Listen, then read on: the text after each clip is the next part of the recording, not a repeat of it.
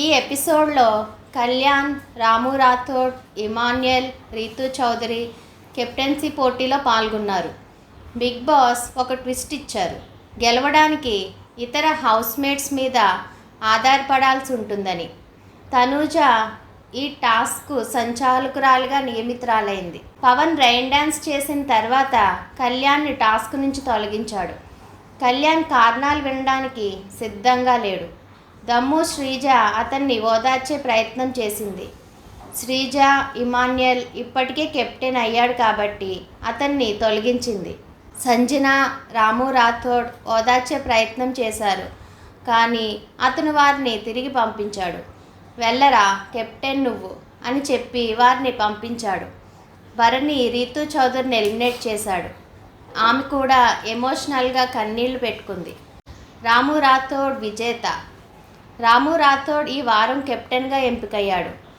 Captain అయిన తరుణంలో ఇమాన్యుయల్ని కౌగిలించుకొని emotional అయిపోయాడు. నేను కెప్టెన్ అయ్యాను కాబట్టి రాబోయే వారం రోజులు కూడా మీ మనసును గెలుచుకుంటా, మనం అందరం తప్పకుండా హ్యాపీగా ముందుకు వెళ్దాం అని చెప్పాడు. ఇమాన్యుయల్ తీవ్ర ఎమోషనల్గా మారిపోయాడు. రీతూ చౌదరి, కళ్యాణ్ కూడా కన్నీళ్లు పెట్టుకున్నారు. కళ్యాణ్ రీతూ చౌదరితో హీటెడ్ ఆర్గ్యుమెంట్ పెట్టాడు. రీతూ ఎమోషనల్గా ఎక్స్ప్లెనేషన్ ఇచ్చే ప్రయత్నం చేసింది.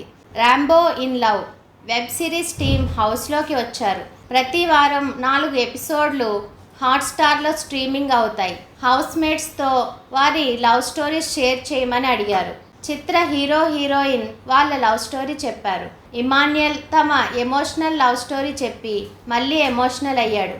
ఈ ఎపిసోడ్ పూర్తిగా కెప్టెన్సీ టాస్క్ చుట్టూ తిరిగింది. రాము రాథోడ్ విజేతగా నిలిచిన ఈ ఎపిసోడ్ అందరికీ ఎమోషనల్ రోలర్ కోస్టర్గా మారింది.